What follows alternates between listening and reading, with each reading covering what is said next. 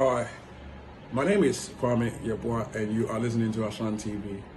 Kindly subscribe to my YouTube channel if you haven't already, and do not forget also to click on the notification bell. So each time I bring up any content, you will not miss it. This program is sponsored by DJY Services Limited. DJY Services Limited deals with sales, lettings and management in the UK, and also deals with sales, lettings and management in Ghana. Today, I want to talk about abuse.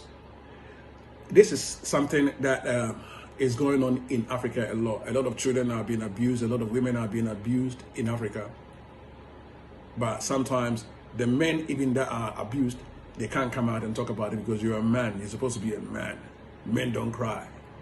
And some of the women that are also being abused sometimes find it very difficult to come out and then share the experience with us because sometimes they feel like they will be tagged, or they feel like the stigma about a girl that was abused or whatever, so sometimes people are hiding in your shadows.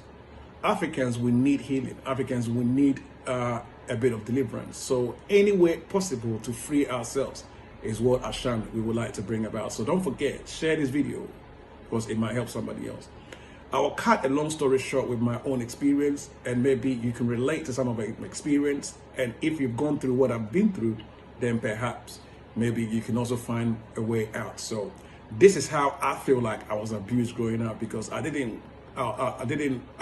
wasn't raised by my mom or dad. So I was living with my relatives. In Africa, it is there. When you live with your relatives, they will not take care of you. They will not even spend time with you. They don't care whether you're studying. Sometimes they don't even care whether you're eating. Sometimes they beat you mercilessly because you are not their own biological seed. So that was my experience. My experience was at 9 months old. My mom traveled, and of course my dad traveled. They went together anyway, like a divorced house to the next house. The last place that I was living before, where I ended up living with my auntie and moving from house to house and from house to the next house to the next house. The last place that I was living before I came to UK, I named it No Man's Land, because there nobody cared whether you live or die. Nobody really cared whether you eat or you don't eat. So as a child, I started touching things. When I talk about touching things, I started stealing money from my uncles and from my relatives because I was a starving kid. But then again, not only that, I was also tagged as a bad boy, all because I'm stealing money. Nobody really took time to care, to find out why I was doing what I was doing, even though they had an idea of what I was going through, but they just don't care, really.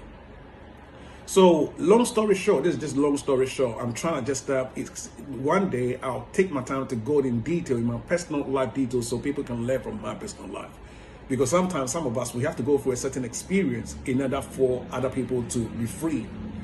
Because of my experience, what I went through as a child growing up, all right, now I can see what people go through. I can see people, and of course I'm compassionate. So in that regard, I have set up a charity organization even called Ashan Page, where we are planning to look after the helpless people, basically the orphans, the widows, and the people who are in a vulnerable situation. Because I was in a vulnerable situation when I was growing up, even though my mom and dad was in abroad. But none of the money that was sent in Africa was given me, because it wasn't, it was given to my caretakers, people that were taking care of me. So they didn't give me any of the money. And of course, I ended up stealing from those same people that were supposed to look after me. And of course, as a child, I didn't know right from wrong. I'm talking about age from, like, let's say 5 to 10 or to 12 or whatever. I didn't really know what was right from wrong, so I was just taking money. And of course, when I talk about typical abuse, because I remember as a child, I was laid on the table, flat on the table. Ghana, we call it phobic. Right, so the point I'm trying to make here is, if I was my uncle's child, I think he would have treated me differently, because when I was living with my uncle also had children, almost about 7 children that he had there. It was me, my brother, me and my 2 brothers was also living there as well. And of course, we witnessed some of his own children stealing money, because I think at the time my uncle was a lotto agent, so his children were taking money from him mercilessly, but he didn't beat any of them, or he didn't abuse none of them. All right, but I went through that abuse, all right, to the point where I wasn't even going to school and nobody cared really. So I am trying to share this with you, not because I want to remind you your pain, but I'm trying to share this with you and then trying to tell you That is okay. You've been through that situation, that abuse when you were a child, and even perhaps even you're still going through some kind of abuse, all because of what happened at your childhood. So I have come to tell you that is okay.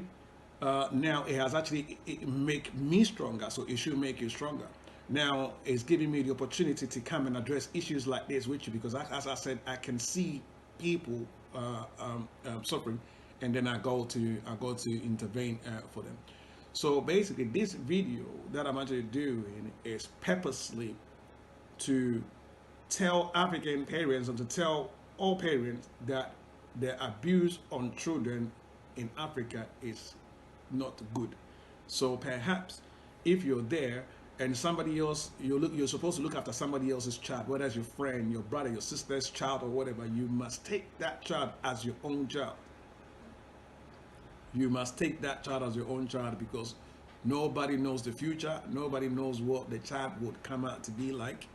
And you might end up regretting because most of the parents that look after their own children without looking after somebody else's child, their children ended up not even caring for them anyway.